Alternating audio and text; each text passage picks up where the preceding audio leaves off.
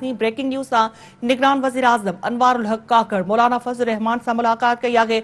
इस्लामाबाद में निगरान वज़ीर आज़म अनवारुल हक काकड़ मौलाना फजल रहमान के घर पहुंचे सानस मुलाकात करे बाजोड़ में थियल हमले ते दुख जो इज़हार किया। निगरान वज़ीर आज़म अनवारुल हक काकड़ जो चवणु है त दहशतगर्द पाकिस्तानी क़ौम जा हौसला कमज़ोर नथा करे सघनि, अमन अमान कायम करण लाइ कदम खणिया वेंदा। निगरान वज़ीर आज़म अनवारुल हक काकड़ मौलाना फजल रहमान से मुलाकात कई आगे। ही अहम खबर अवां खे ॾियूं पिया। इस्लामाबाद में निगरान वज़ीर आज़म अनवारुल हक काकड़ मौलाना फजल रहमान के घर पहुंचे सानस मुलाकात करे बाजोड़ में थियल हमले ते दुख जो इज़हार किया। निगरान वज़ीर आज़म अनवारुल हक काकड़ जो चवणु है त दहशतगर्द पाकिस्तानी क़ौम जा हौसला कमज़ोर नथा करे सघनि, अमन अमान कायम करण लाइ कदम खिया वेंदा। निगरान वज़ीर आज़म अनवारुल हक काकड़ मौलाना फजल रहमान से मुलाकात कई आगे।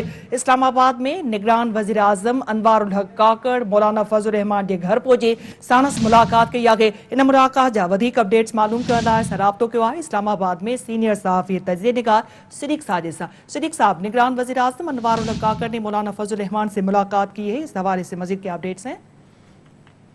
ये निगरान वज़ीर आज़म अनवारुल हक काकड़ आज मौलाना फजल रहमान की रिहाइशगाह पर गए और वहाँ पर उन्होंने एक तो जो बाजोड़ दहशतगर्दी का वाक़या हुआ था उसमें शहीद होने वाले जो अफराद थे, खासतौर पर जिनका तल्लुक JUIF से था, उनके लिए फातिहा खानी और दुआए मग़फ़िरत की और दहशतगर्दी के वाक़या की शदीद मज़म्मत की और ये कहा कि दहशतगर्दी के खात्मे के लिए हुकूमत अपनी तमाम तर कोशिशें जारी रखेगी। इस मौका पर उन्होंने मौलाना फजल रहमान का शुक्रिया भी अदा किया कि निगरान वज़ीर आज़म के तकर्रर के हवाले से जो उनका एक मौक़िफ़ था तो उसके ऊपर उन्होंने कहा कि वो उनका शुक्रिया अदा करते। इस मौके पर मौलाना फजल रहमान ने उसके साथ मुल्क की मजमूई सियासी और मुआशी सूरत हाल पर भी तबादला ख्याल किया और निगरान वज़ीर आज़म ने कहा कि हम जो मुआशी पॉलिसियाँ हैं उनमें तसलसल को बरकरार रखेंगे, मुल्क में सरमायाकारी लाने की कोशिश जारी रखा जाएगा।